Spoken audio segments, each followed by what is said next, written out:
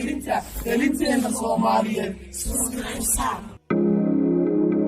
weligaa hore unu soco oo gadaal ha soo jaleecin, iskana ilaali dibugurashada, hana baraarugin marka uu xaalacakirmo. ciyaar waa geli dambe, hore unu soco, hana ku dagmin oo yaan lagaaga guulaysan. garoonka, hirdanka, shaqada iyo halganka nolosha inaad meel ka guurto ood meel kalood rabto u guurtaa ayaa dalbanaysaaye, ma hawl yaree way dhib badan tahaye. waxaa la rabaa inaad xamisho oo aad u adkaysatid oo nafta ku dirqidid inay lahaato samir, dulqaad iyo dhabar adayg ay kaga gudubto si ay u tagto meesha ay dalbanayso. noqo soo majeestaan aan sinaba u ogolaan guuldarrada, fashalka iyo inuu hadho saaqidnimada iyo in laga adkaado. adiga iyo dadaalka dawadaadu waa taa.